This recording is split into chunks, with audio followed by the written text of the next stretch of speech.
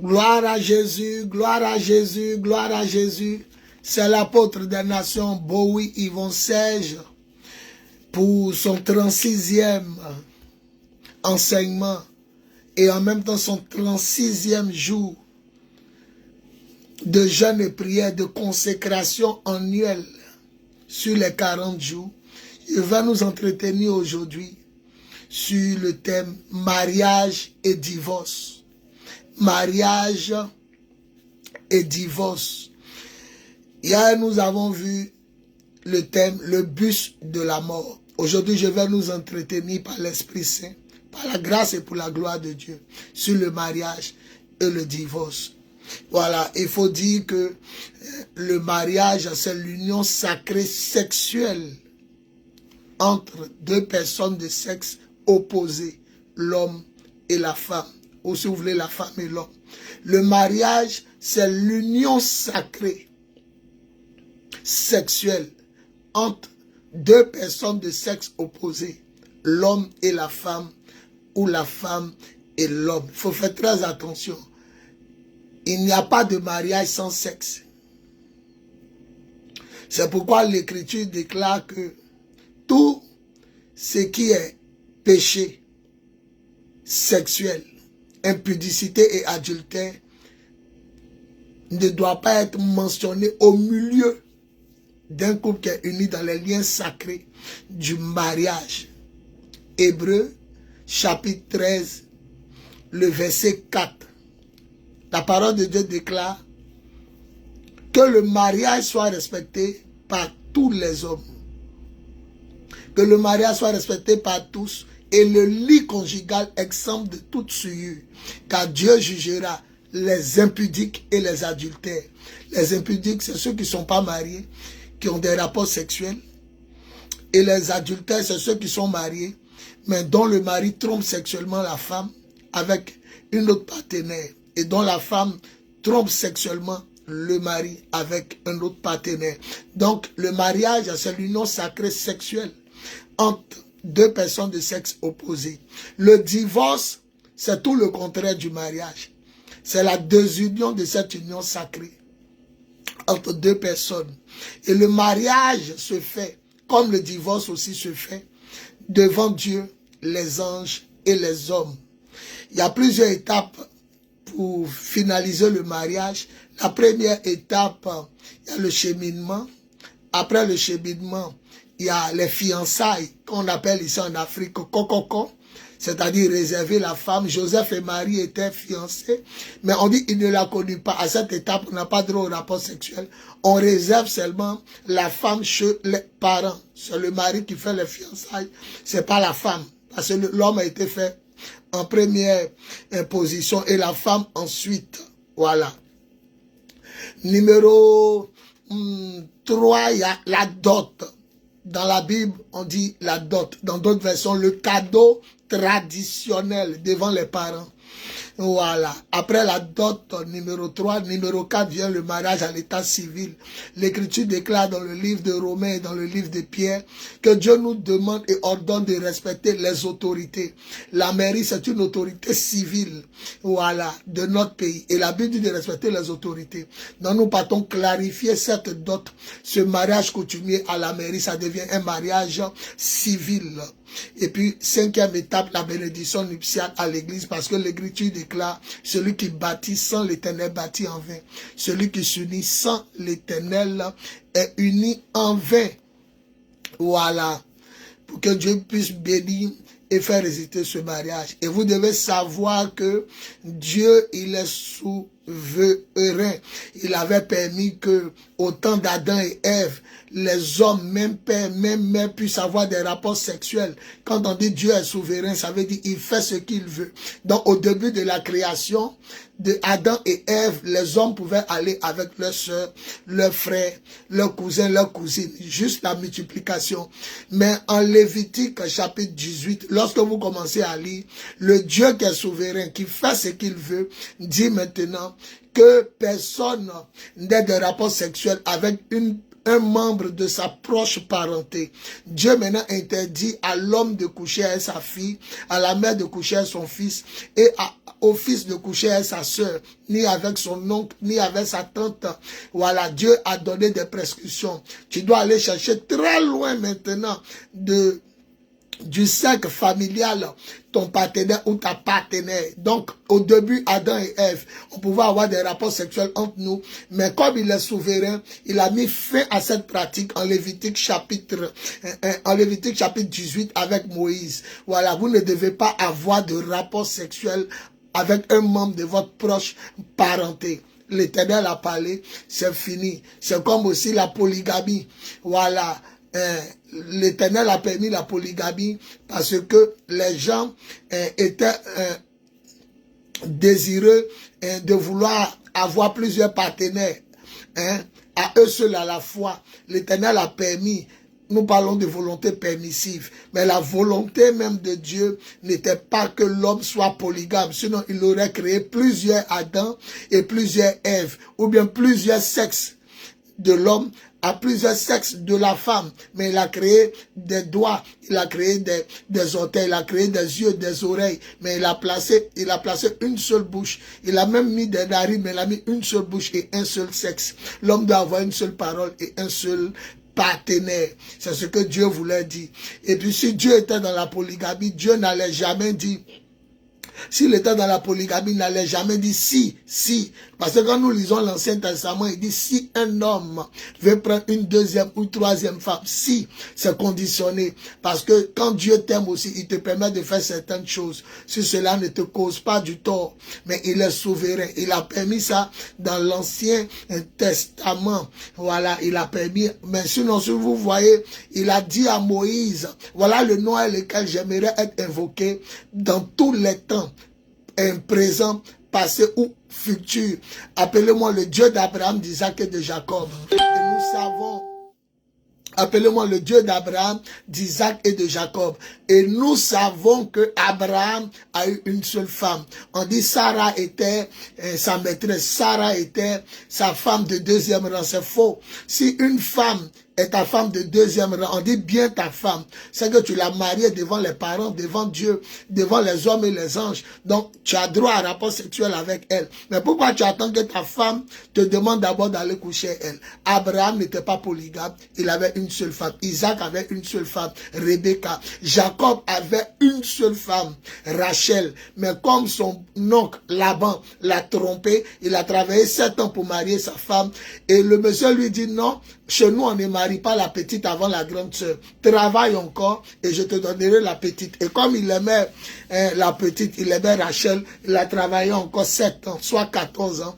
Et on lui a donné. C'est comme ça qu'il s'est retrouvé polygame.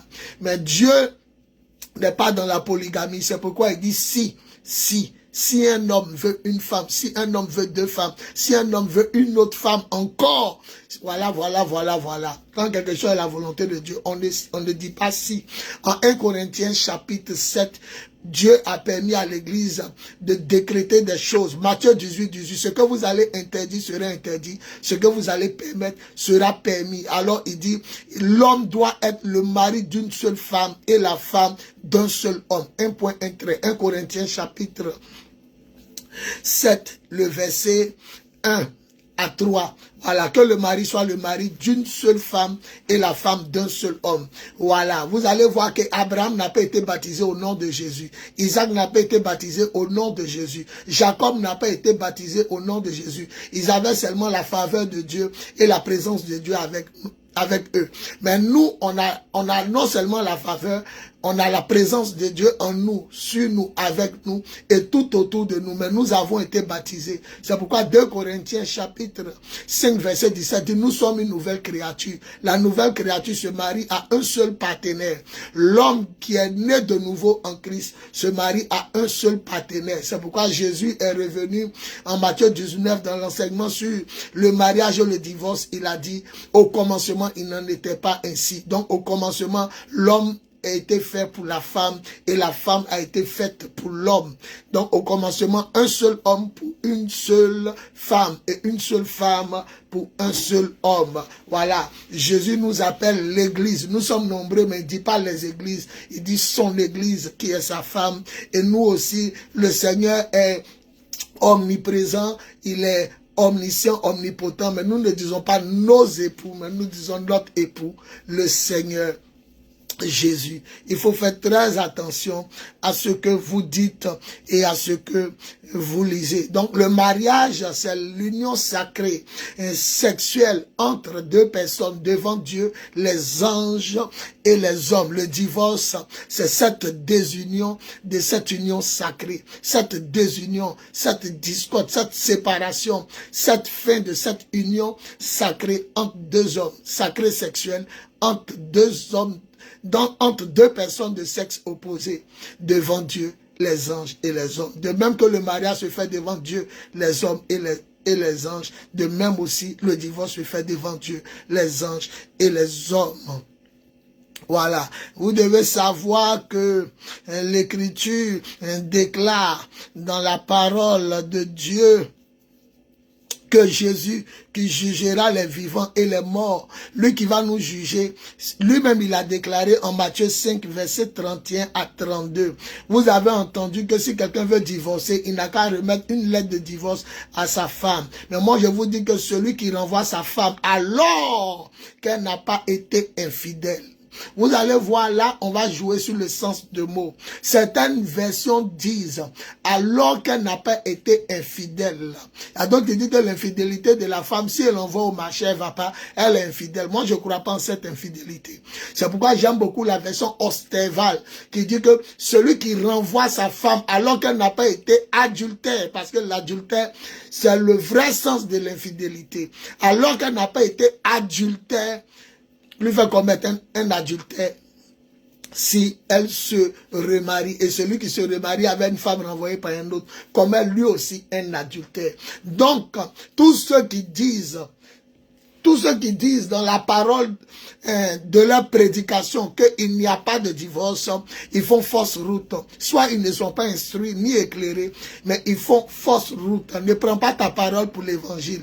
Jésus, le seul juge des vivants et des morts, lui qui viendra juger, lui qui dira, toi tu as raison, toi tu as tort, toi tu obéis, toi tu as désobéi, toi va en enfer, toi va au paradis, toi bon et fidèle serviteur, toi et bonne et fidèle servante, rentre dans la joie de ton maître. Il dit de vous dire en Matthieu 5, 31, 32 que celui qui renvoie sa femme alors qu'elle n'a rien fait dans le domaine sexuel, elle n'a pas trompé, elle n'a pas vécu dans l'adultère, celui-là fait commettre à cette femme l'adultère si elle se remarie. Et celui qui se marie à de telles femmes, lui aussi, il est dans l'adultère.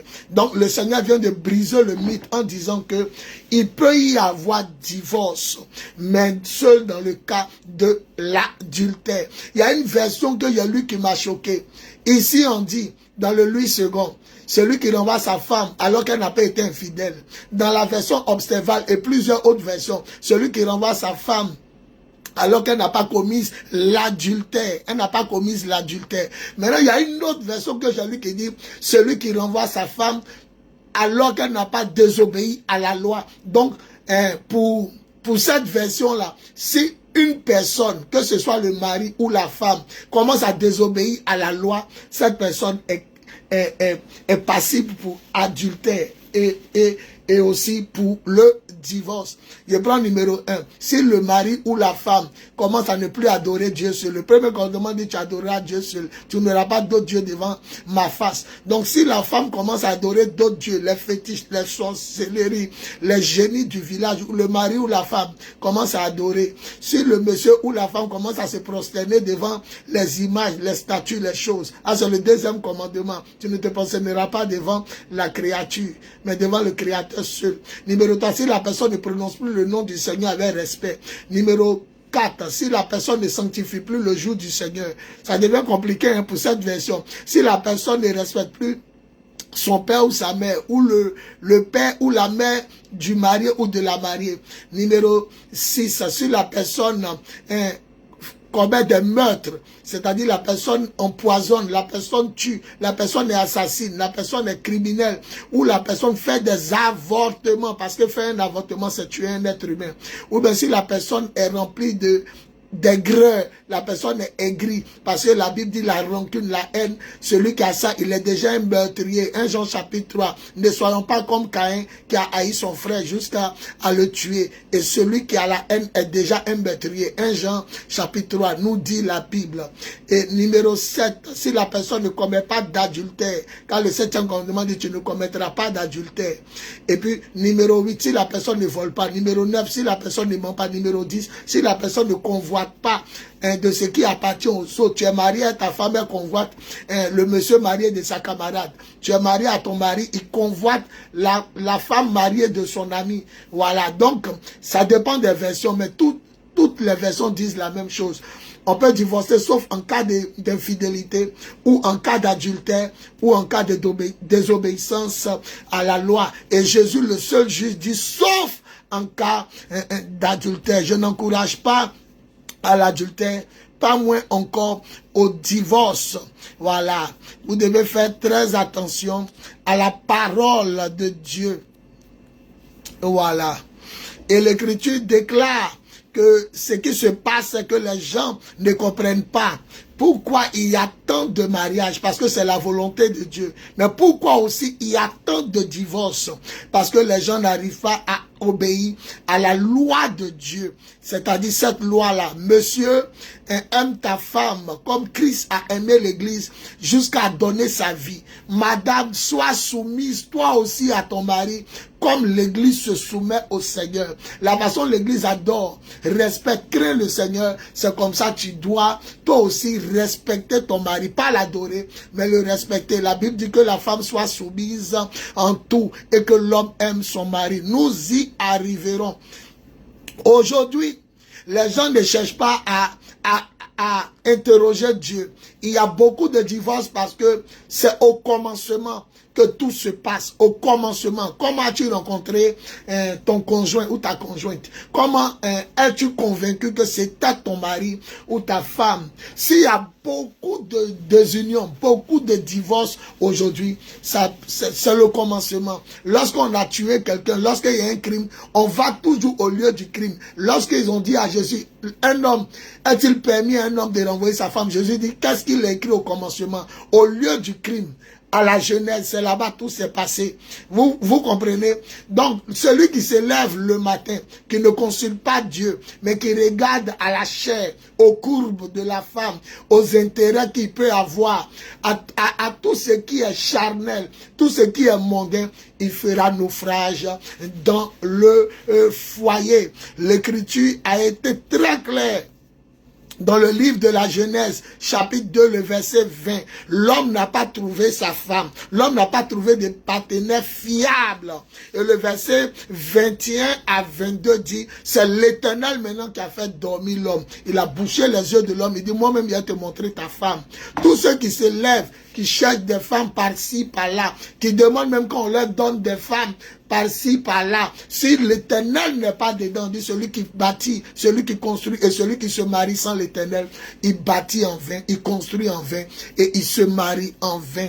Et le verset 23, Genèse 2, le verset 23 dit, quand Adam a vu le choix de Dieu, il dit, waouh, voici un moi-même, un tien par moi, par tous les fibres de son corps, on l'appellera femme. Et Dieu n'a plus créé encore quelque chose après la femme. La femme est la dernière créature et dernière création de Dieu. C'est pourquoi l'homme doit quitter son père et sa mère pour aller s'attacher à sa femme. Et les deux deviendront une seule chair. Et l'homme et la femme étaient nus sans éprouver de gêne. Dans Genèse chapitre 2, le verset 20 dit, l'homme ne peut pas trouver lui-même sa femme. Et le verset 21-22 dit, le verset 21 et le verset 22 disent que c'est Dieu qui a endormi l'homme. Et le verset 22 dit, l'Éternel conduit la femme à l'homme. C'est l'Éternel qui a conduit Ève à Adam. La base du mariage raté, c'est au commencement. Est-ce que Dieu t'a réellement dit? Il y a des gens qui disent que non, il faut goûter la femme, il faut avoir des rapports sexuels, ou bien il faut coucher le monsieur pour voir s'il est puissant, s'il est puissant, s'il est performant au lit, si il est en érection de façon naturelle. Il faut pas coucher aussi elle, la femme, parce que tu ne sais pas si elle a sida. Non, non, non. En réalité, Dieu ne peut pas te conduire dans le faux. Il dit, votre Père qui est au ciel donnera de bonnes choses à ceux qui les lui demandent. Et le plus grand don, la plus grande grâce, la plus grande part que Dieu ait donnée à l'homme, c'est son esprit. À combien plus forte raison votre Père donnera-t-il le Saint-Esprit à ceux qui les lui demandent? Et l'esprit en réalité te dira, c'est pas ton mari, c'est pas ta femme. Tu vois, le monsieur, il est peut-être, il a le style, la taille, le teint, il a l'argent, il est nanti, mais c'est pas ton mari. La femme aussi a ces choses, mais elle n'est pas ta femme. Un postérieur, elle a des seins, elle a des courbes, c'est ça. L'homme regarde à l'apparence, mais Dieu voit dans le cœur. Et comme le Saint-Esprit est Dieu, et que tu es une nouvelle créature, tu ne dois rien faire sans consulter le Seigneur. Et s'il y a beaucoup de divorces, c'est à cause de ces choses. L'Éternel dit que l'homme ne sait pas point ce que Dieu a uni. Matthieu chapitre 19, verset 6, Marc chapitre 10, verset 9. Ce que Dieu a uni, on ne doit pas séparer. Quand Dieu a permis à des personnes de se marier, il n'a jamais pensé au divorce, mais parce que des personnes se sont mariées par la chair, des personnes ont regardé à elles-mêmes leur convoitise ou à ce que le diable les a présenté. Le péché, c'est la désobéissance à la loi. 1 Jean chapitre 3, verset 4, le péché, c'est désobéir à la loi. Et vous voyez, la loi est sortie depuis le jardin d'Éden. Vous ne mangerez pas ça, vous mangerez ceci. Mais le diable a poussé l'homme à désobéir à la loi et à manger. Et toutefois que tu vas manger un homme, toutefois que tu vas manger aussi une femme que Dieu t'avait interdit, il aura des troubles, il aura des divisions, il aura des imperfections dans le foyer qui aboutiront certainement au divorce, qui n'a jamais été la volonté de Dieu. Dieu nous appelle à la paix, nous dit la parole de Dieu, et nous appelle à être en paix. Voilà, le Seigneur nous appelle à être en paix avec lui, parce qu'il est fidèle et parce qu'il est véritable. Il est fidèle et il est véritable. Voilà, donc un foyer qui n'a pas pour fondement le Seigneur et qui n'a pas pour base d'approche, pour base de, comment on appelle ça, de rencontre, le Seigneur, l'Écriture déclare, c'est Dieu lui-même qui a pris, c'est lui qui a pris la main de Ève pour la conduire. Tu connais pas ta Ève, tu connais pas ton Adam. Je te dis que tu connais pas. Samuel a regardé les enfants d'Isaïe, le papa de David. Il a vu Shama, il a vu Abinadab, Eliad. Il dit certainement, voilà le futur. À cause de leur taille, à cause de leur carrure. Mais l'Éternel a dit quoi? Non, ne te laisse pas impressionner par son extérieur. Car vous les hommes, vous regardez à l'extérieur. Mais moi, Dieu, je vois dans le cœur. Le plus petit était plus courageux que. D'ailleurs, quand Goliath est venu, ils ont fui. C'est David qui a dit, qu'est-ce qu'on donnera à celui qui tuera ce chien, ce Philistin païen qui ose insulter l'armée de Dieu? Et c'est comme ça. Vous allez vous marier sur les réseaux sociaux. Vous allez marier sur les on-dit, sur les oui-dit, les non-dit. Vous allez vous marier sur votre expérience personnelle, votre amour personnel. Vous ne connaissez pas. La Bible dit dans le livre de Galates, chapitre 5, à partir des versets 15 à 16, que laissez-vous diriger par l'Esprit. Laissez-vous conduire par le Saint-Esprit. Vous voyez, laissez-vous diriger par l'Esprit et laissez-vous conduire par le Saint-Esprit. Car la chair a les désirs contraires à ceux de l'esprit. Et ceux de l'esprit, l'esprit aussi a des désirs contraires à ceux de la chair. On dit, ils sont complètement opposés, diamétriquement opposés. Et l'Écriture déclare en Ésaïe 55, l'Éternel dit en Ésaïe 55, moi Dieu, mes pensées diffèrent des vôtres. Aussi longtemps que le ciel et la terre sont séparés, c'est comme ça, mes voix diffèrent des vôtres. On n'a pas la pensée de Dieu. Et si tu as la pensée de Dieu, tu ne te marieras pas vite. Tu ne te marieras pas aussi dans la précipitation. Tu ne te marieras pas parce que tu brûles. Tu as envie d'avoir des rapports sexuels. Tu te marieras dans le temps de Dieu, dans la volonté de Dieu. La Bible dit toujours au temps fixé. Voilà. Dieu nous appelle à vivre en paix. Voilà. 1 Corinthiens chapitre 7, le verset 15. L'Écriture déclare, si le monsieur est païen et la femme est chrétienne et qu'ils veulent vivre ensemble, gloire à Dieu. Si le monsieur est chrétien et que la femme est païenne et que les deux veulent vivre ensemble, gloire à Dieu. Mais s'il n'y a pas l'âme, il n'y a pas la paix, on ne peut pas servir Dieu dans la guerre. Personne ne peut construire un pays dans la guerre. Personne ne peut construire une ville dans la guerre, un foyer dans la guerre. Personne ne peut construire sa vie dans la guerre. Le contraire de la paix, c'est la guerre. Le contraire de la guerre, c'est la paix. Là où il y a conflit, on est obligé d'arrêter tous les travaux. Là où il y a la guerre, il n'y a plus mosquée, il n'y a plus paroisse, il n'y a plus église, il n'y a plus école, il n'y a plus travail, il n'y a plus rien. Parce que ça tire. Et un foyer dont les habitants, a dit Jésus, un foyer dont les habitants s'attaquent les uns les autres ne pourra subsister. Voilà, l'Écriture déclare, Dieu nous appelle à vivre en paix. Alors, l'Écriture déclare en 1 Corinthiens 7, le verset 15, que si l'un des conjoints veut partir, le païen veut partir, qu'on le laisse faire, divorce. En ce sens, la chrétienne est libre de se remarier. Et si c'est le chrétien, sa femme païenne veut partir, qu'on la laisse faire. En ce sens, le monsieur chrétien est libre. Et l'Écriture déclare, qu'est-ce qui te prouve, toi, homme, qui ne veut pas laisser ta femme païenne partir là? Qu'est-ce qui te prouve que tu vas la sauver? Et qu'est-ce qui te prouve, toi, la chrétienne, qui ne veut pas laisser ton mari païen partir? Qu'est-ce qui te prouve que tu vas le sauver? Vous voyez, non? Voilà, donc c'est ça. On m'a raconté l'histoire d'un pasteur qui avait marié une fille dans la chair. On dit la fille là n'est pas bonne, il n'a pas écouté le Saint-Esprit, il n'a pas écouté les avertissements de Dieu, des anges et des hommes. Quand elle a marié la femme, elle a commencé à découcher. On dit elle s'en va en boîte de nuit. D'abord même c'est une honte pour la femme d'un pasteur qui traîne dans les bars.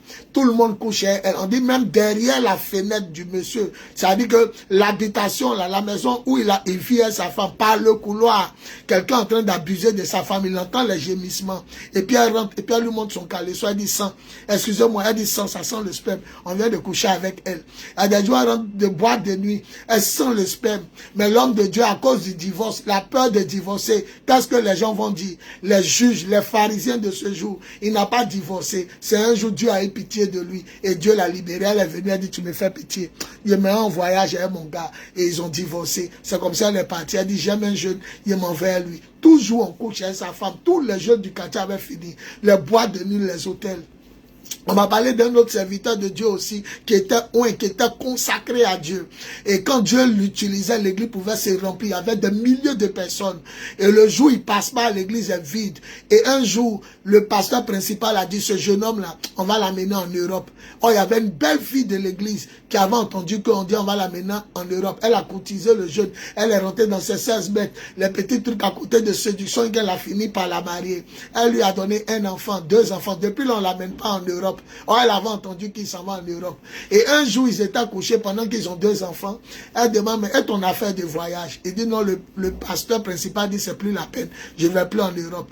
Un jour, il sort, il revient, elle a pris ses bagages. Elle a laissé les 2 enfants.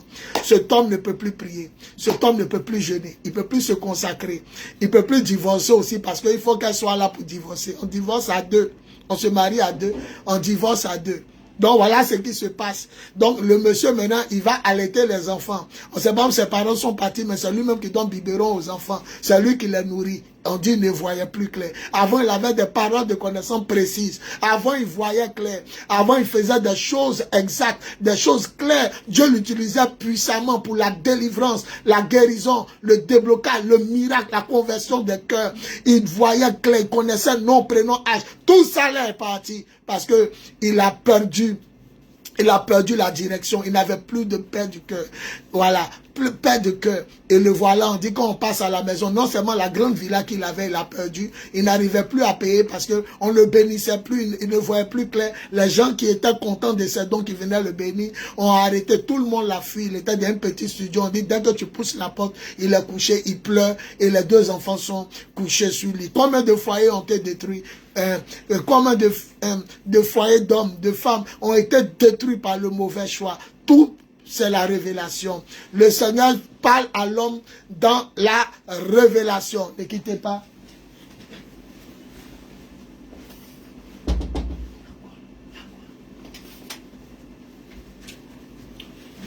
Voilà, excusez-moi, il y a du bruit là. C'est un enseignement tellement sérieux, il fallait que j'arrête les personnes qui font du bruit dans la cour.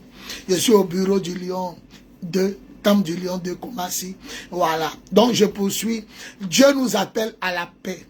Jésus dit, toute famille, tout royaume, tout pays dont les habitants se battent les uns les autres, ça ne peut pas subsister, ça ne peut pas continuer à exister. Vous ne pouvez pas continuer votre foyer, c'est pas possible, vous ne pouvez pas. Vous allez vous tuer, vous allez vous détruire. Voilà. C'est de là-bas que viennent les séparations, les discussions, les crises et puis le divorce. L'Écriture déclare car Dieu n'est pas un Dieu de désordre, mais un Dieu de paix. Le Dieu que tu sais, si tu es chrétien, c'est pas un Dieu de désordre, c'est un Dieu de paix. Jean chapitre 4. 1 Corinthiens chapitre 14, le verset 23. Jésus même a aggravé, avant de partir, il dit, je vous laisse ma paix, je vous donne ma paix. Je ne vous donne pas comme le monde la donne. Voilà, le Seigneur Jésus, c'est la paix. Quand tu es en paix, tu es en communion avec Dieu. Quand tu es en paix, tu peux servir Dieu. Si la femme elle chante, elle peut chanter. Si elle est hôtesse, elle peut servir Dieu. Si elle est fidèle, elle peut partir en paix.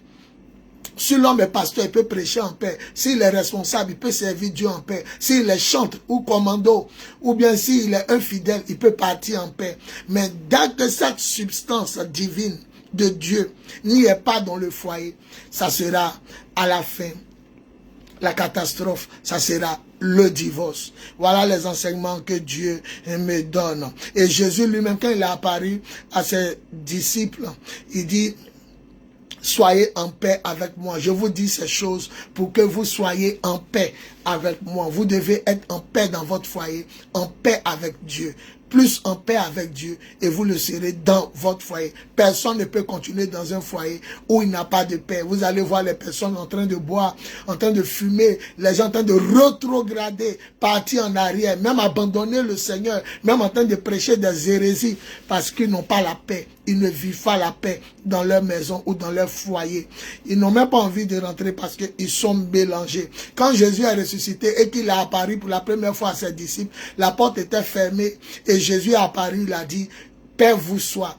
Dans la version le français courant, que la paix, que ma paix soit avec vous, ou que la paix soit avec vous. En hébreu, shalom, que la paix du Seigneur soit avec vous. Donc, la première des choses que Dieu donne, c'est sa paix. Un foyer où tu n'as pas la paix du cœur. Un foyer où tu es troublé. Un foyer où tu es troublé pour servir Dieu. Un foyer où tu es troublé pour vaquer à tes occupations, au travail, à l'école. Un foyer où tu es troublé pour faire du commerce. Un foyer où tu es troublé même pour faire l'amour. C'est un foyer, je veux parler de prison, c'est un camp, c'est un lieu carcéral. Voilà, carcéral, j'aime bien ce mot-là. Voilà. Donc, la paix manque, le divorce va venir. Et tout ça, là, c'est le problème du commencement. Laissez Dieu choisir vous-même. C'est vous qui payez le téléphone. Et vous voulez montrer au concepteur comment le téléphone marche. Hein? C'est vous qui êtes élève, vous voulez montrer au professeur comment ça marche. C'est vous qui êtes malade, vous voulez montrer au médecin comment on prend le médicament, la posologie. Non, non, non, laissez le créateur, c'est lui qui vous a créé. C'est lui qui sait qui est fait pour qui est bon pour qui peut supporter qui peut pas supporter qui. C'est pourquoi lorsque chaque homme naît, il a son empreinte. Voilà, donc lui qui fait en sorte que personne a le même empreinte ou les mêmes empreintes là. Il connaît l'empreinte de qui et qui ça peut aller ensemble parce qu'il est le créateur. C'est lui qui a pris la main de Ève pour la conduire à Adam. C'est pas Ève qui est partie, c'est lui qui a pris la main de Ève pour la conduire à Adam. Pourquoi tant de divorces? Parce que les gens se réveillent et puis on dit non, elle a fesse, elle a sein, il a l'argent, il fait bien l'amour, elle fait bien l'amour. Les gens se basent sur des critères purement humains. Dieu connaît ce qui est bon. Les pensées de Dieu sont contraires aux nôtres. Voilà. Ceux qui veulent le passage où Adam ne s'est pas choisi, où l'homme ne saura jamais choisir sa femme. Genèse 2, verset 20. On dit Dieu a tout fait, il a donné à l'homme. L'homme ne trouva pas de partenaire fiable. Voilà. L'homme n'était pas encore content. Le Genèse 2, verset 20. L'homme n'est pas content. Alors, verset 21, 22. Dieu l'endort.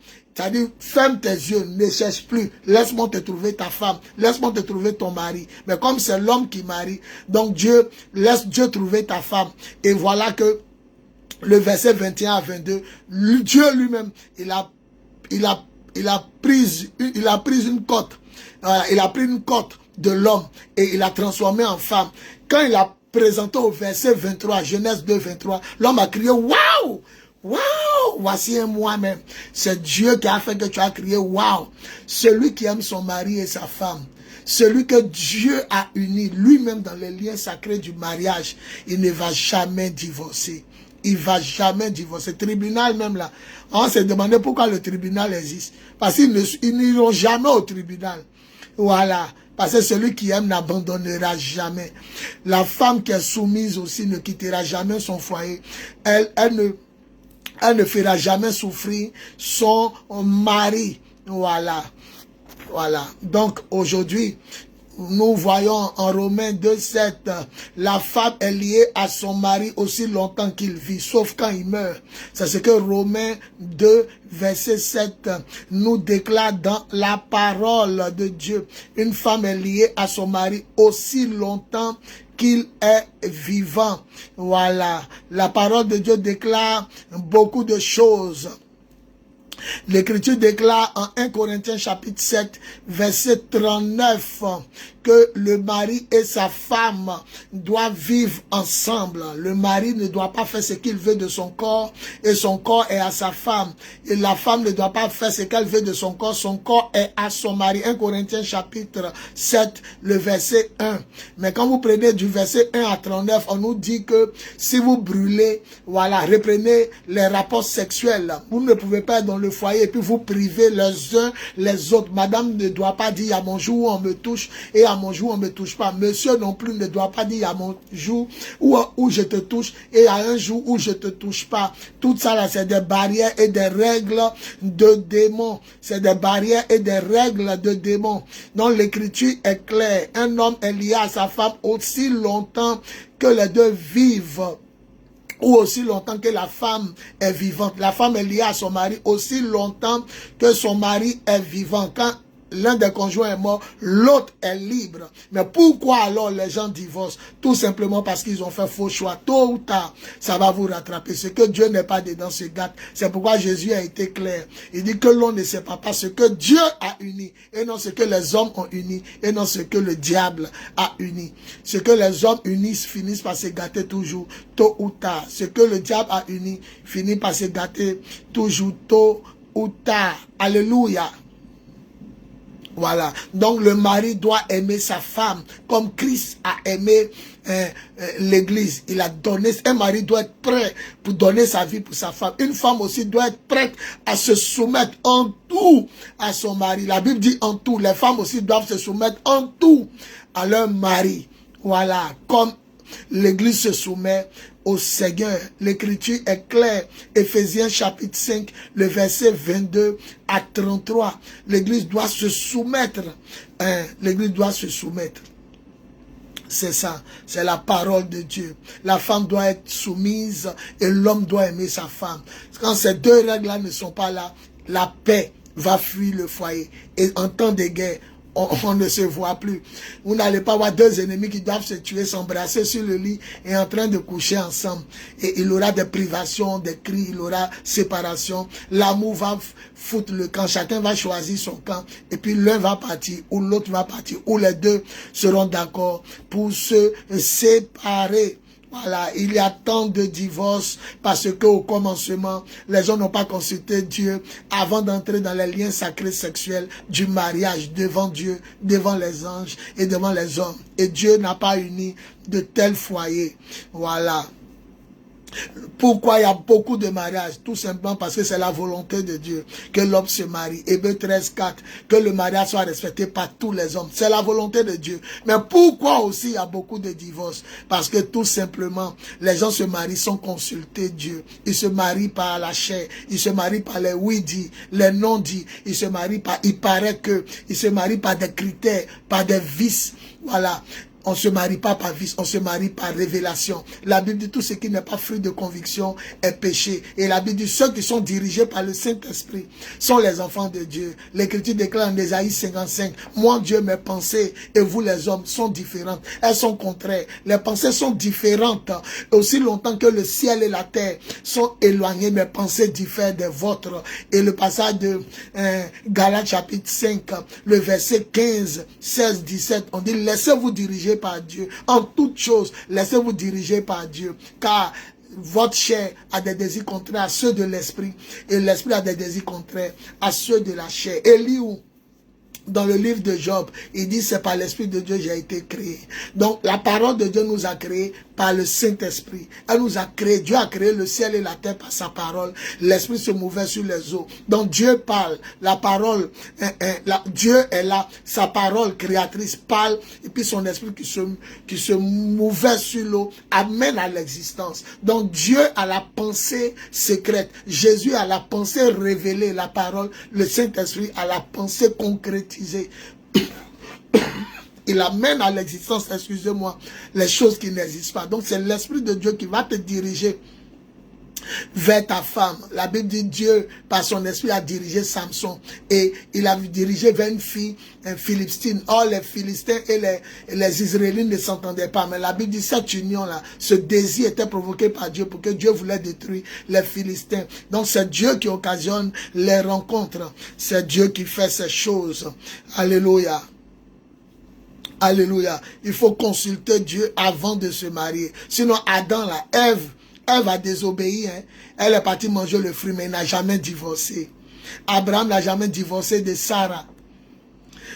Isaac n'a jamais divorcé de Rebecca. Jacob n'a jamais divorcé de Rachel, ni de celle qu'on lui a imposée, Léa, la grande sœur à Rachel. Personne dans la Bible n'a divorcé, à ce que je sache, sauf les gens d'aujourd'hui, parce qu'ils ne consultent plus le Seigneur.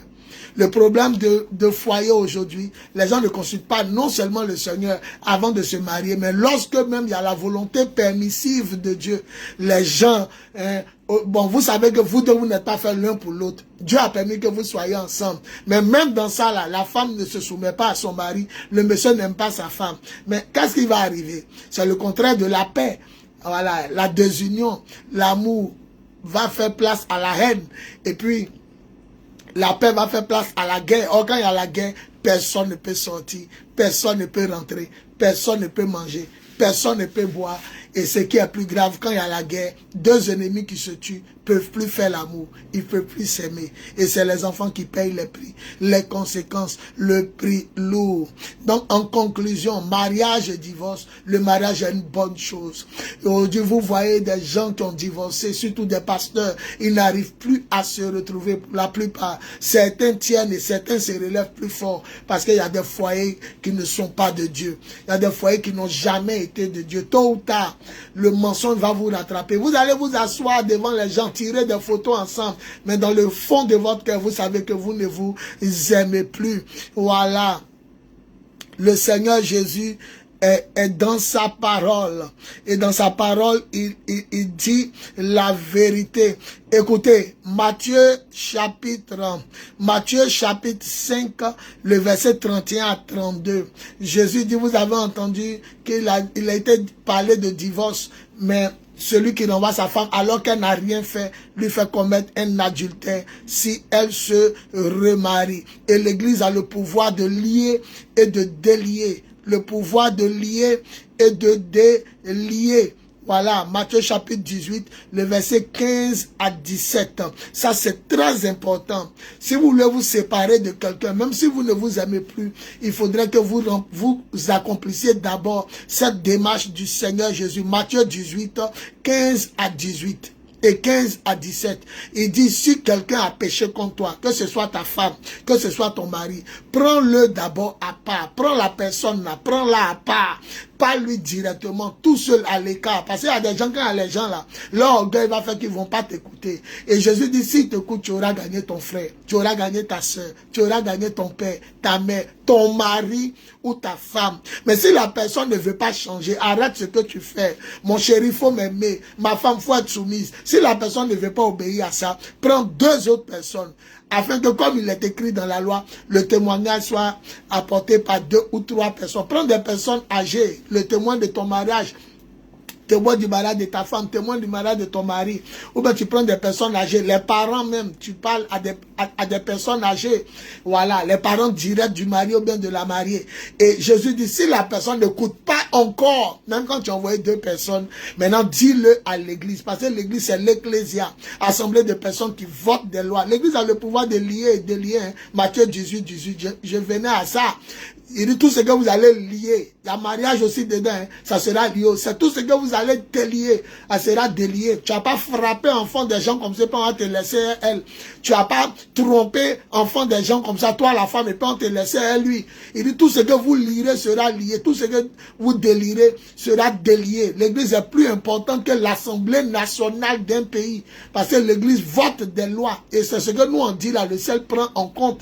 La plupart des lois des pays même sont basées sur les saintes écritures, approximatif de ce que la Bible ou bien les saints livres disent. Donc voilà, qui enseigne la morale mieux que les saints livres, mieux que Dieu? Qui enseigne le droit de vivre? Qui peut donner la posologie humaine? Qui nous a créés? Qui peut nous dire comment l'homme est? Comment utiliser l'homme? C'est pourquoi l'écriture déclare, ne vous privez pas d'eux. Parce que si vous voulez dire, vous priez, vous n'avez pas de rapport sexuel, là, vous finirez par tomber dans les pièges du diable. Parce qu'il y a des filles dehors là, elles ne vont pas jouer à ton mari. Hein. Il y a des messieurs dehors qui ne vont pas jouer à ta femme. Hein. Si tu veux la priver, ils vont coucher elle. Si tu veux priver ton mari, elles vont coucher avec lui. C'est pourquoi l'apôtre Paul dit, si vous n'avez pas de rapports sexuels réguliers, c'est peut-être parce que vous voulez jeûner, prier, mais dès que ça finit là, reprenez votre union conjugale afin de ne pas tomber dans les pièges du diable qui vous guette. Hein. Il y a des gens qui sont toujours au rebond, il faut fatiguer ton mari, et elles vont le prendre. Il y a des gens aussi qui sont toujours au rebond, il faut fatiguer ta femme, ils vont la prendre, sinon ils vont la prendre. Dans Matthieu chapitre 18, verset 15 à 17, le Seigneur Jésus a été très clair. Il dit dans sa parole, si quelqu'un parmi les conjoints, on peut prendre ça aussi pour ça, hein, si parmi les conjoints quelqu'un agit mal, prends ta femme, prends ton mari, mettez-vous à part, et puis pas lui. S'il ne veut pas écouter, elle ne veut pas écouter, dis à 2 personnes, mais prends des personnes responsables, qui ont un bon témoignage. Si la personne ne veut pas écouter aussi les 2 personnes que tu as envoyées, dis-le à l'église. L'église, c'est le dernier recours. On fait conseil, réunion de l'église, les pasteurs, les responsables, tout le monde est là. Et même si la personne ne veut pas changer, c'est-à-dire, il ne veut pas aimer sa femme, il ne veut plus aimer sa femme, elle ne veut plus se soumettre à son mari, on est fatigué de parler réglé, alors le Seigneur dit considère-le comme un païen, considère-la comme une païenne. Un païen, on n'a plus rien à faire avec lui. 1 Corinthiens 5 ou 2 Corinthiens 5, la Bible dit, qu'y a-t-il entre les païens et la lumière? Qu'y a-t-il entre Satan et Jésus? Qu'y a-t-il entre la lumière et les ténèbres? Qu'y a-t-il entre la maison de Dieu et le temple des idoles? Qu'y a-t-il entre Jésus-Christ et Satan? Il n'y a rien. La Bible dit, sortez du milieu d'eux. Alors Dieu peut te libérer. Il y a des divorces qui sont utiles. Il y a des gens qui ont commencé à s'éteindre, ils n'arrivent plus à prier depuis qu'ils sont mariés. Il y a des femmes qui souffrent, elles n'arrivent plus à prier, elles n'arrivent plus à être épanouies depuis qu'elles sont mariées. Il y a des hommes aussi qui souffrent, qui brûlent, leurs femmes les privent. Il y a des gens qui parlent à leurs femmes, elles répliquent. Elles ne sont pas sages, elles n'ont pas gardé la nature des femmes sages. Comme Sarah qui a appelé Abraham, son mari, mon Seigneur. Voilà, la Bible dit, vous êtes les enfants de Sarah. Aujourd'hui, beaucoup ont perdu leur foyer à cause de gros cœurs. D'autres aussi ont perdu leur foyer à cause des liens de famille. Trompés, les parents vivaient dans la débauche sexuelle. Il y a d'autres, même leurs parents étaient prostitués, couchaient les gens, ils n'ont pas brisé les liens avant d'entrer. Mais le vrai problème, c'est que vous n'avez pas consulté le Seigneur au commencement. Si vous avez consulté le Seigneur, vous n'allez jamais faire de faux choix. Alors, dans le foyer, il n'aura pas la paix. Cette substance qui vous permet d'aimer votre femme ou de vous soumettre à votre mari, il n'aura plus la paix et la guerre va vous séparer. Et vous allez aboutir au divorce, ce qui n'a jamais été la volonté de Dieu. Matthieu 18, tout ce que vous, l'église, vous allez délier, même dans le mariage, nous aussi, on prend en compte. Parole de Jésus. Ce que vous allez unir aussi, nous aussi, on prend en compte. Donc, on peut lier un foyer comme délier un foyer après inspection du Saint-Esprit.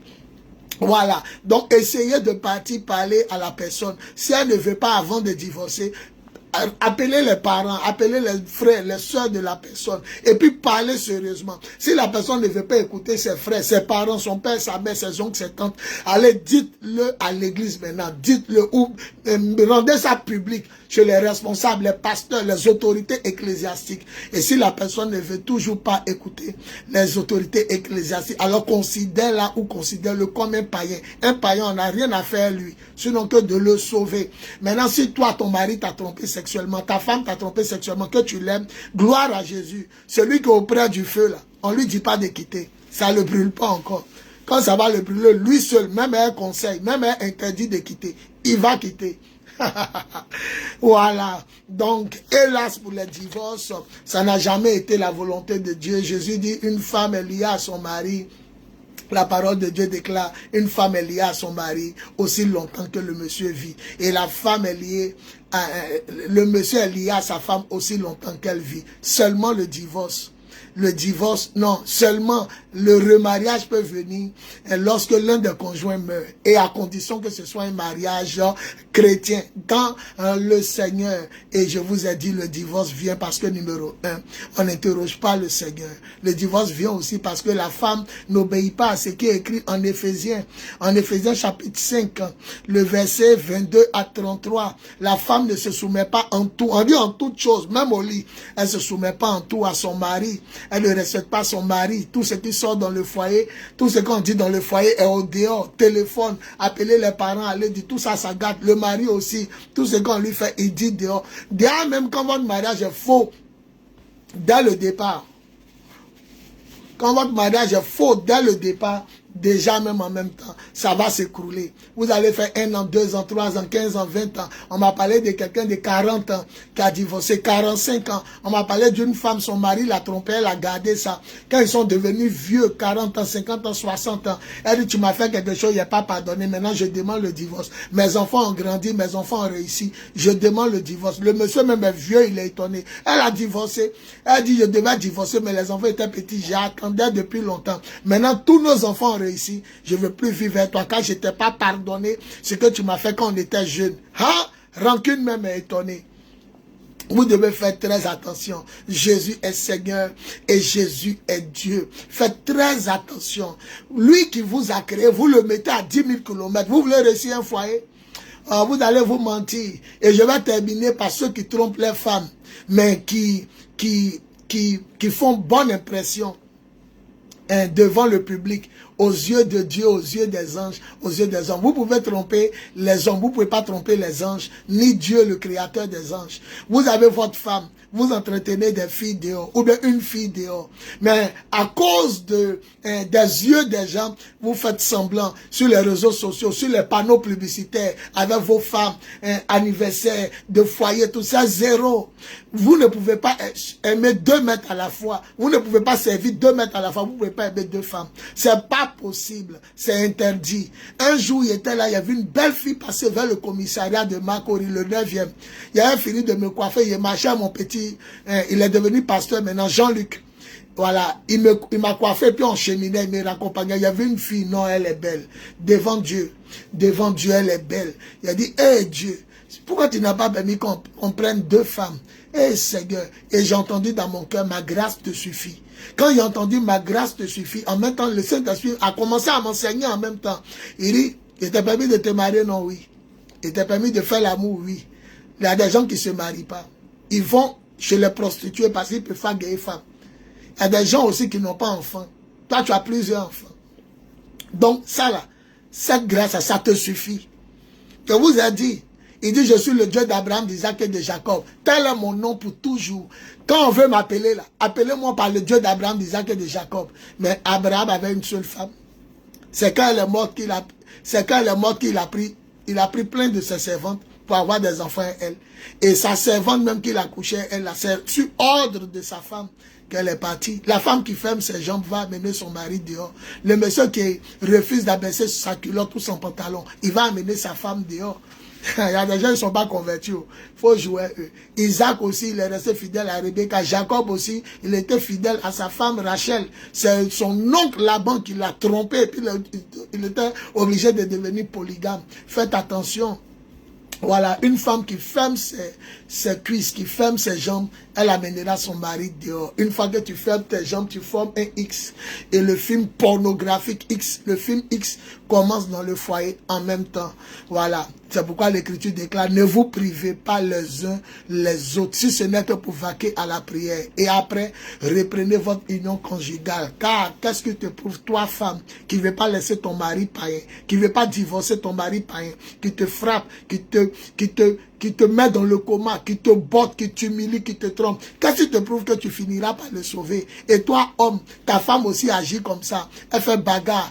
Et toi, elle élève mal les enfants. Elle couche les gens dehors. Toi, tu es chrétien, elle est païenne. Bon, le Seigneur a permis parce que quand un est chrétien, l'autre est païen, le chrétien couvre le côté païen et les enfants sont nés croyants. Les enfants sont nés couverts du Seigneur, de la grâce de Dieu. Mais toi, qu'est-ce qui va te prouver que ta femme là qui est en train de découcher, qui te respecte pas, celle qui te crée la misère, celle qui vilipende le foyer dehors, qu'est-ce qui te prouve que tu finiras par la sauver? C'est la parole de Dieu qui le déclare ainsi. Donc Jésus revient bientôt. Changez de cœur. Pardonnez-vous. Et si Dieu n'est pas dans ce foyer va aller à la dérive. Si Dieu est dans ce foyer, il reconstruira le foyer. Les gens ne veulent pas s'abaisser, les gens ne veulent pas s'humilier, les gens ne veulent pas reconnaître que Dieu n'était pas dans leur union. Ils essaient de renouer les choses par la chair, par la force. Voilà, tout habitant, tout foyer, tout mari et femme qui se battent les uns les autres ou qui se battent les uns les autres, ce foyer, cette maison, cette nation, cette habitation, cette société, cette entreprise ne peut pas subsister. Ça n'a pas été bâti sur Dieu. Donc cessez de vous mentir. Il y a des divorces aussi qui sont la volonté de Dieu.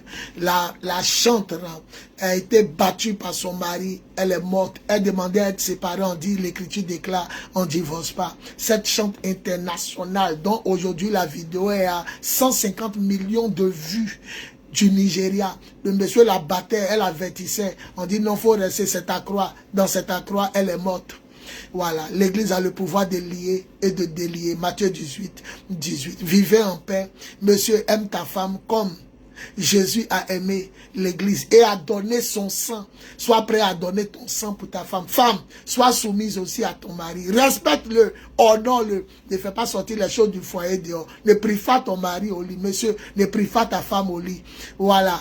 Soyez, enlevez tout ce qui est action pornographique dans votre foyer, sucer sexe, pénétrer par l'anus, lécher sa femme, les choses sales là, enlevez c'est partout, ces choses sales, même regarder porno, même, voilà, les mauvais conseils de partout, de porno, le conseil pornographique, ne faites pas ça. On dit que le lit conjugal soit exempt de toute saleté. Ça dit même dans le mariage tu peux pécher. Tu es marié, mais il y a des actions interdites. L'Écriture déclare tout m'est permis, mais tout n'est pas utile. Voilà. Qu'est-ce que ça te fait de mettre le sexe dans la bouche de ta femme? Qu'est-ce que ça te fait de lécher ta femme? Qu'est-ce que toi aussi ça te fait de sucer ton mari? Qu'est-ce que ça te fait d'aller par ton anus? C'est des actions abominables. Genèse chapitre 18, chapitre 19, c'est là-bas. Vous les sodomistes, vous qui sodomisez vos femmes, le Seigneur a brûlé ceux qui faisaient ça. Il va vous brûler dans le lac brûlant de feu où brûle le soufre. C'est la seconde mort. Apocalypse 21, verset 8. Lévitique 17, verset 10 à 11. Vous ne consommerez pas la chair et en même temps le sang. Le sang, voilà, je veux pas que vous mangiez le sang. Le sperme, c'est du sang.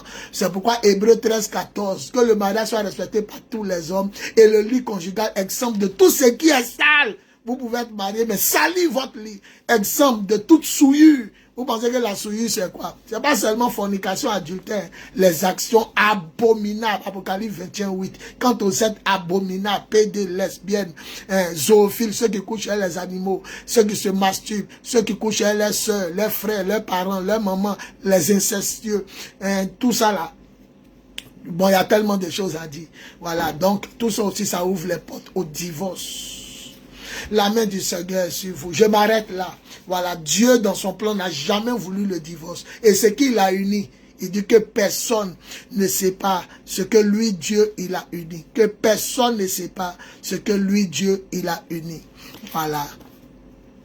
plus 225 07 08 01 65 07, plus 225 05 05 64 78 32, plus 225 05 05 64 78 32, plus 225 01 01 48 47 54. Le verset 24 à 25, Genèse 15, Genèse chapitre 2, verset 15 à 25. Le verset 24 à 25, Genèse 2, 24 à 25 dit, l'homme et la femme l'homme s'attachera à sa femme, les deux seront une seule chair. Et l'écriture déclare, l'homme et la femme étaient nus, sans éprouver de gêne. Nu veut dire, ne se cachaient rien. Ils ne se cachaient rien. Leur salaire, leur intimité, ils ne se cachaient rien. Voilà, fiancer une femme, c'est l'amener au dehors, devant la porte d'entrée de ta maison. Cheminer avec une femme, c'est l'amener devant la porte d'entrée de ta maison. Cheminer, tu n'as pas encore fait encore fiançailles. Quand tu chemines à une femme, me dit l'esprit, tu l'as amenée là où tu habites, mais elle n'est pas rentrée dans la cour. Elle est devant la porte d'entrée de la cour. Lorsque tu l'as fiancée, lorsque tu as fait les fiançailles, tu l'as amenée dans la cour. Elle est rentrée maintenant, mais elle est dans la cour. Lorsque tu fais la dot, le mariage coutumier, devant Dieu, les anges et les hommes, elle est rentrée dans ton salon. Lorsque maintenant tu fais le mariage à la mairie, à l'état civil, elle est rentrée dans ta chambre à coucher.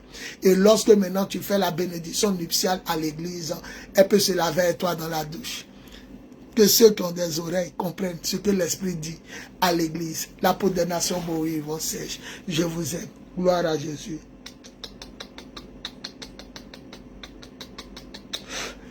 Merci Seigneur, que l'homme ne sépare pas ce que Dieu a uni. Voilà, que l'homme ne sépare pas ce que Dieu a uni. Que l'homme ne sépare pas ce que Dieu a uni. Ne vous privez pas l'un l'autre. Ce sont des paroles fortes. Si ce n'est que pour vaquer à la prière. Mais après, reprenez votre union conjugale. Oh, oh, oh, Dieu est fort. Waouh, waouh, waouh. Et après, reprenez votre union conjugale. C'est fort. Et après, reprenez votre union conjugale. Ne vous privez pas l'un et l'autre. Voilà. Voilà. Matthieu chapitre 19, verset 16. Marc 19. Que l'homme ne sépare pas ce que Dieu a uni. Mais que l'on sépare ce que la chair et le diable ont uni. Merci Seigneur. Voilà ce que la chair et le diable a uni. Merci Seigneur, par la puissance du Saint-Esprit. Merci pour ta grâce, merci pour ta gloire. Que ton nom soit béni. Merci. Merci Seigneur. Jésus revient bientôt. Mettez-vous en règle dans tous les domaines. Ce qui ne t'arrange pas, il ne faut pas, ça va te détruire. Là où il n'y a plus de paix, il n'y a plus d'amour, il n'y a plus de soumission, il n'y a plus Dieu. Il n'y a plus Dieu. Dieu n'est plus dedans. Il n'y a plus Dieu. À bon entendeur, salut.